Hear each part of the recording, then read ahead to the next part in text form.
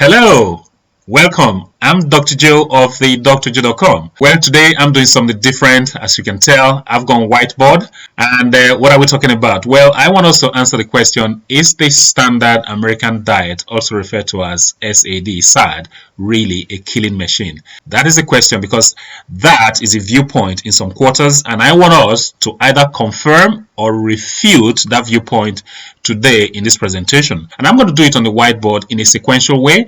That way you can follow the argument from the beginning to the end, and hopefully by the end of the presentation we should have actually answered the question as to whether the standard American diet is actually a killing machine or not. So what are we waiting for? Let's get started. In these two boxes we've got the standard American diet and the standard Western diet, both essentially the same, and we need to find out if they actually constitute a killing machine. That's what we're going to find out. Now, the best way to look at this is to start off with the features of this standard American diet or standard Western diet. So let's look at the features. The first thing is that the food that constitutes this diet has to be massively produced. So you have to have mass production. So mass produced food. Having produced the food needs to be distributed to everybody, to the masses. So it's got to go to every nook and cranny of the country. So mass distribution is the second feature of this diet. Now, having distributed it to every nook and cranny of the country, people have to be able to afford it. So what do? As a food manufacturer, you have to make sure it is cheap. So, the food has to be cheap. Now, the fourth thing is that you want to make profits, don't you? So as a food manufacturer, so what do? You have to really optimize the diet for taste. So taste optimization is probably the essence of this diet, which is why I have actually boldened this fourth feature, because it is probably the main reason why the food may or may not cause any harm. So the question is, how do you optimize for taste? Well, you have to use these three ingredients here: salt, sugar, and fat, what I call the SSF formula. So we're talking about the use of salt, sugar, fat, and in fact the fat is usually hydrogenated oils, but the one that actually bothers me the most out of all of these three is this one here, sugar. So we're going to talk about that shortly, but we also need to work out why this sugar is very important, or at least the combination of all three, why it causes problems. So let's look at that next. So what happens with the SSF formula? When you incorporate the SSF formula into your foods as a food manufacturer, what happens is you generate irresistible taste. It's difficult for the population to resist your food because this combination of the salt, sugar, fat makes the food so tasty that they will keep coming back over and over again. And if the taste is so irresistible, what happens is you tend to overconsume the food. So now we're beginning to see how the whole thing is shaping up, how health problems can be generated just by the fact that the food is irresistible. You overconsume, and because you're overconsuming, you're going to be overconsuming a lot of this sugar, which is what I want to talk about next. So like I said earlier on, I am more concerned out of these three components you have in the SSF formula. Sugar is the one that concerns me the most. The other two do cause problems, but sugar is the one I want to talk about here because it is the bedrock of a lot of the problems that we have with the standard American diet or the standard Western diet. The sugar that we talk about is actually called sucrose, and sucrose is made up of glucose and fructose. But glucose is actually alright, but this one here, this is the devil, fructose. Okay, so this is the devil, and let's talk about what fructose actually does.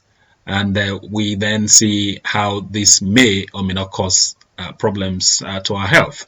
The first thing we need to talk about is the fact that fructose is a problem only because it can only be utilized by this organ here called the liver.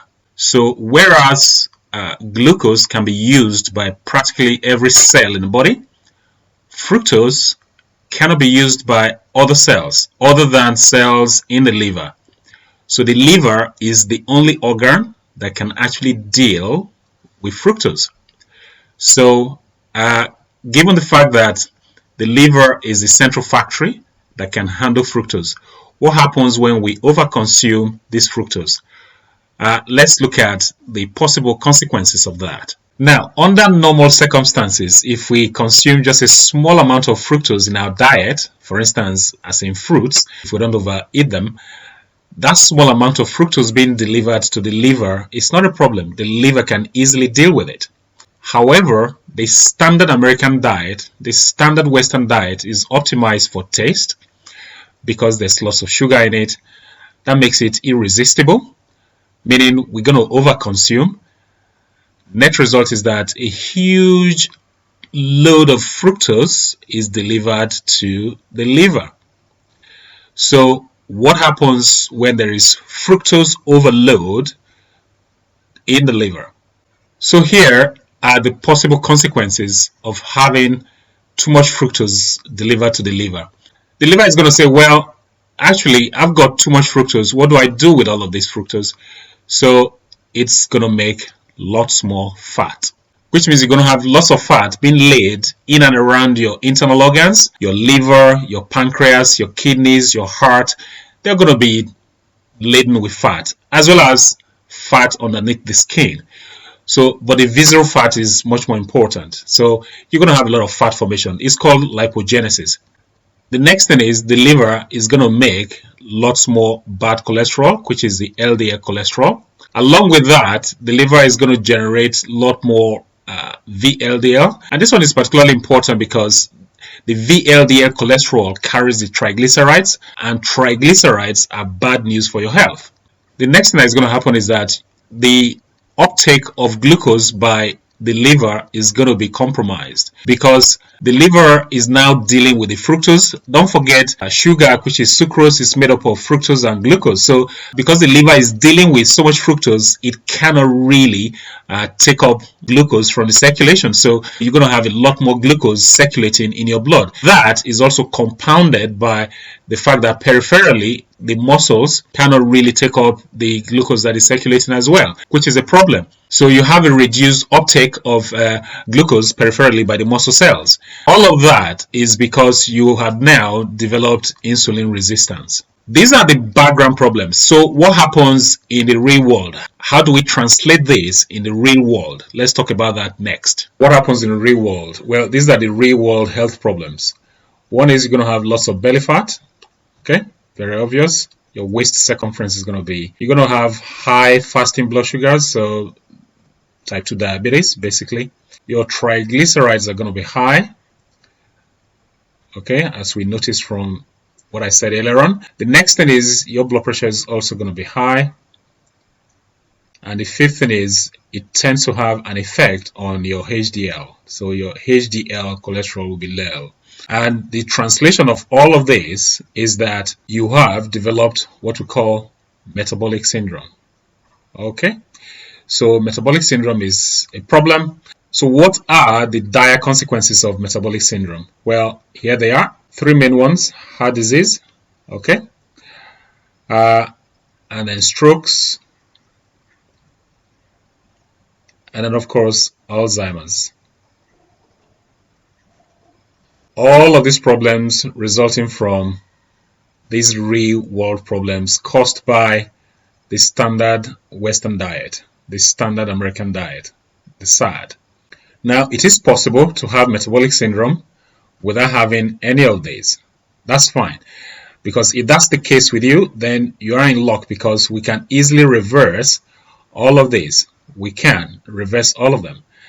All it takes is just a little bit of dedication. I'm sure you will agree with me that the standard American diet, which is the standard Western diet, is actually a recognized killing machine. There's no doubt about that. Mainly due to the fact that the foods are optimized for taste, because they're loaded with salt, sugar, and fat, making them irresistible. And that leads to overconsumption of fructose, And overconsumption of fructose being sent to the liver leads to all of these metabolic dysfunction, ultimately leading to these real-world health problems, which represent metabolic syndrome with the dire consequences of heart disease, strokes, and Alzheimer's. And as you know, these three diseases, they are in the top 5 causes of death in the Western world. So there is no doubt about that, the standard American diet is a killing machine. Now, if you enjoyed this video, as usual, please give it a thumbs up. Please like the video. And I will appreciate it if you could share this video with your friends, family, and colleagues. On your screen now, you should have 2 videos giving you 2020 ideas to better health. Please click to watch any of the 2 videos and you should be well on your way. If you haven't subscribed yet, please do subscribe. If you've got any questions, any comments, please leave them down below. That's it. Until next time, well, this is Dr. Joe signing out.